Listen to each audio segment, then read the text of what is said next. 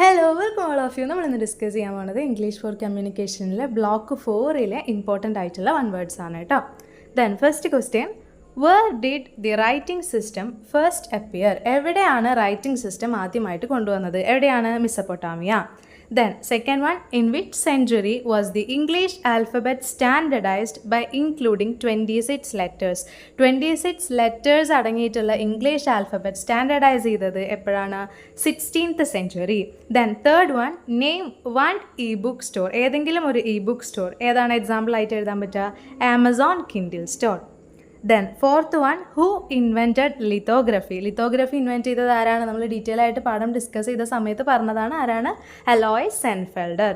Then fifth question, what was the earliest form of human communication? Orally ആണ് communicate ചെയ്തിരുന്നത്. ചിലപ്പോൾ ഇതിന് option വരാൻ ഓറലി ആണോ അതോ റിട്ടേൺ ആണോ എന്നുള്ള ഓപ്ഷൻസും വരാൻ സാധ്യതയുണ്ട്. അപ്പോൾ എന്താ എഴുതേണ്ടത്? Orally. Then what is one advantage of e-publishing? ഇ-പബ്ലിഷിങ്ങിൻ്റെ കുറേ അഡ്വാൻറ്റേജസ് നമ്മൾ പഠിച്ചു. അതിൽ ഏതെങ്കിലും ഒരു advantages? Accessibility.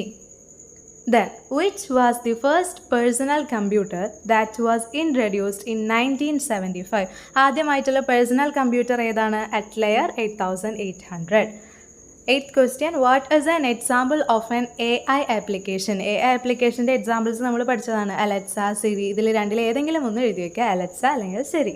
Then ninth one, give an example of subject specific databases. Subject specific databases നമ്മൾ രണ്ടെണ്ണം പഠിച്ചിട്ടുണ്ടായിരുന്നു, JSTOR ആൻഡ് PubMed. ഇതിൽ ഏതെങ്കിലും ഒന്ന് എഴുതി വയ്ക്കാനായിട്ട് നോക്കാം കേട്ടോ. Then 10th one, what is the emoticons for a surprised face emotion? Surprised face emotionsൽ use ചെയ്യുന്ന എമോട്ടിക്കോൺസ് ഏതൊക്കെയാണെന്നാണ് ചോദിച്ചിരിക്കുന്നത്. ഏതാണ്?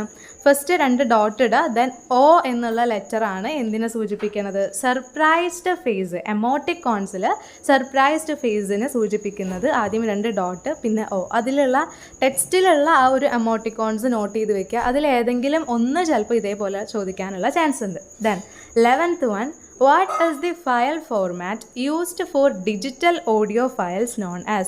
Digital audio files ഉണ്ട്, അതേപോലെ തന്നെ ഓഡിയോ ആൻഡ് വീഡിയോ ഫയൽസും ഉണ്ട്. MP3 ഉണ്ട്, MP4 ഉണ്ട് എന്ന് നമ്മൾ പഠിച്ചതാണ്. ഏതാണ്? ഓഡിയോ മാത്രം വരുന്നത് ഏതാണ്? MP3 ആണ്.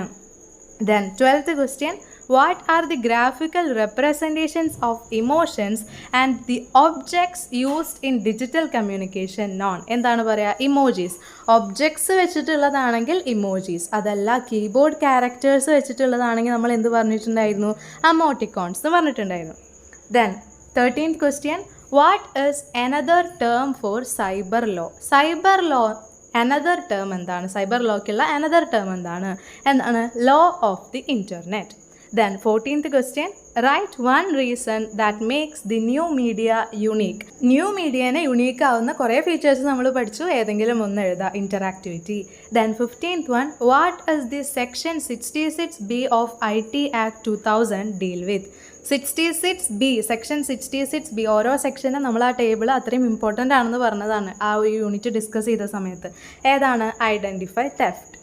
Then 16th question, what is the expansion of the term ICERT? ഇതും നമ്മൾ ഇമ്പോർട്ടൻ്റ് ആണ് എന്ന് പറഞ്ഞ് പഠിച്ചതാണ്. ഏതാണ്?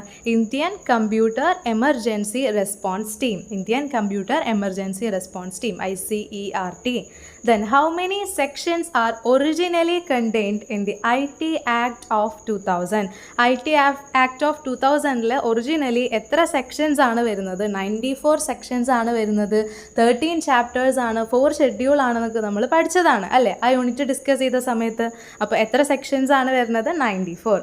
Then what is the set of unwritten rules that dictate proper behavior in different situations and places known as? അതായത് പല സിറ്റുവേഷനിൽ പല രീതിയിൽ നമുക്ക് ബിഹേവ് ചെയ്യേണ്ടി വരും. നമ്മൾ പഠിച്ചതാണ് communication educate, social media handle ചെയ്യുന്ന സമയത്ത് എന്തൊക്കെ കാര്യങ്ങൾ ശ്രദ്ധിക്കണം എന്നുള്ളത്. അപ്പോൾ ആൻസർ എന്താണ്? എഡ്യൂക്കേറ്റ്. എഡ്യൂക്കേറ്റ് കൊണ്ട് ഉദ്ദേശിക്കുന്നത് എന്താണ്? മര്യാദകൾ.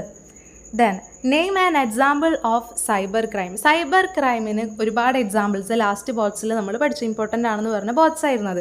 ഏതെങ്കിലും ഒരു സൈബർ ക്രൈം എഴുതുക. ഏതാണ്? സൈബർ ബുള്ളിങ് വരുന്നുണ്ട്, സ്പൂഫിങ് വരുന്നുണ്ട്, സ്കാമിങ് വരുന്നുണ്ട്. ഇതെല്ലാം എന്താണ്, സൈബർ ക്രൈമാണ്. അതിലേതെങ്കിലും എഴുതാനായിട്ട് ശ്രമിക്കുക.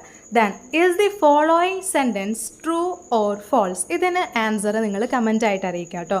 ഇത് നമ്മൾ യൂണിറ്റ് 3 ഡിസ്കസ് ചെയ്ത സമയത്ത്, അതായത് ബ്ലോക്ക് 4 യൂണിറ്റ് 3 ഡിസ്കസ് ചെയ്ത സമയത്ത് പറഞ്ഞിട്ടുള്ള എക്സാമ്പിളാണ്.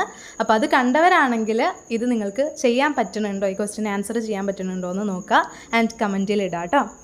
It apostrophe S between you and I. It's എന്ന് വായിക്കാത്തതിൻ്റെ കാരണം ഇറ്റ്സും നമ്മൾ അതേപോലെ തന്നെ ഇറ്റ് അപ്പോസ്ട്രോഫി എസും ഡീറ്റെയിൽ ആയിട്ട് ഡിസ്കസ് ചെയ്തതാണ്. ആ വീഡിയോ കാണാത്തവരാണെങ്കിൽ അത് കണ്ടുവന്നതിന് ശേഷം, അതായത് എല്ലാ യൂണിറ്റ്സും നിങ്ങൾ കവർ ചെയ്തതിന് ശേഷം ഈ ക്വസ്റ്റ്യൻ ആൻസർ സെഷൻ കാണുന്നതായിരിക്കും കുറച്ചും കൂടിയും ബെറ്റർ. അപ്പോൾ വീഡിയോ ഇഷ്ടമായെങ്കിൽ ഷെയർ ചെയ്യുക, ലൈക്ക് ചെയ്യുക, സബ്സ്ക്രൈബ് ചെയ്യാനും മറക്കരുത്. താങ്ക്